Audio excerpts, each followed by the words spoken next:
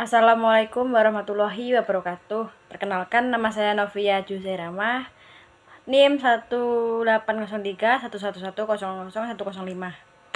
Di sini saya akan mempresentasikan tentang pemanfaatan lahan dengan menggunakan sistem hidroponik. Hidroponik merupakan budidaya pertanian yang medianya sendiri tidak menggunakan tanah, bisa dengan air atau dengan rock wool dan sebagainya. Keuntungan dari sistem hidroponik yaitu keberhasilan tanaman untuk tumbuh dan berproduksi lebih terjamin, perawatan lebih praktis, dan gangguan hama lebih terkontrol. Pemakaian pupuk lebih hemat atau efisien. Tanaman yang mati lebih mudah diganti dengan tanaman yang baru.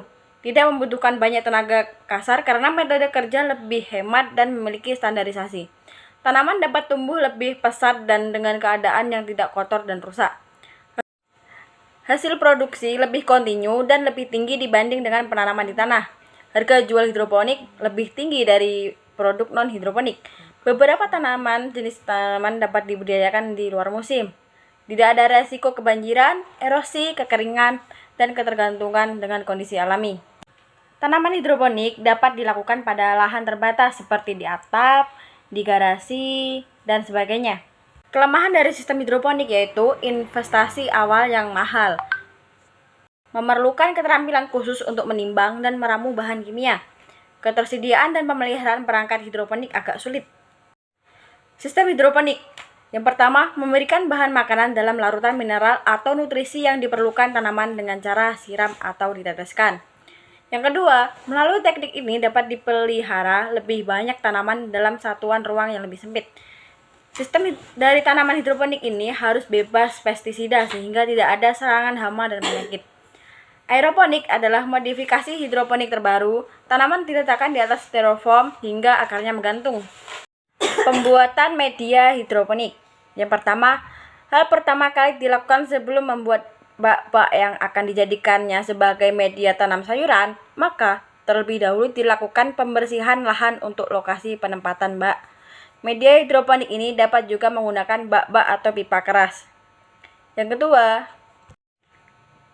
jika menggunakan pipa, maka pipa tersebut harus disambung-sambung hingga berbeda pola yang mana dari pola tersebut nantinya dapat berdiri tegak sebagai tempat untuk memasukkan benih di bagian atas pipa, yakni yang nantinya menjadi tempat tumbuhnya benih harus dilubangi dengan diameter sekitar 4 cm. Pipa-pipa yang saling tersambung tersebut di bagian ujung paling bawah diarahkan ke dalam bak penampung air terlebih. Kemudian, jika menggunakan media bak, bahan-bahan yang digunakan bisa akan lebih murah dibandingkan dengan menggunakan media pipa. Bahan-bahan yang digunakan antara lain adalah bambu, papan, terpal, plastik, styrofoam. Bahan-bahan tersebut dapat dibeli dengan harga yang sangat murah. Yang dilakukan pertama kali untuk membuat bak tersebut diantaranya dengan membuatnya sebagaimana bak pada umumnya. Setelah selesai dibuat bak, terpal dibentangkan agar dapat menampung air, tetapi dicek terlebih dahulu terpal yang sudah terpasang dan dilihat ada kebocoran atau tidak. Setelah bak terisi air yang mana kedalamannya tidak melebihi ketebalan styrofoam, styrofoam yang sudah tersedia dimasukkan ke dalam bak.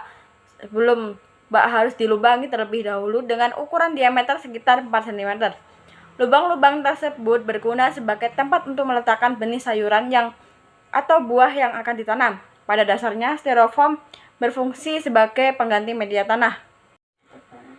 Tidak terkena cahaya matahari secara langsung atau hujan yang bisa merusak benih yang masih halus, sehingga harus dipasang peneduh yang dibuat dari plastik. Peneduh plastik tersebut dibuat secara melengkung agar air hujan tidak ada yang terpias. Dalam beberapa hari, benih yang ditempatkan di dalam styrofoam tersebut mulai tumbuh. Sebagaimana umumnya tanaman sayuran bisa dipanen setelah berusia 40 hari. Selama berkembang, akar tanaman akan mencari air yang meresap di styrofoam. Styrofoam tersebut nantinya bisa digunakan untuk bertanam sayuran selama berkali-kali.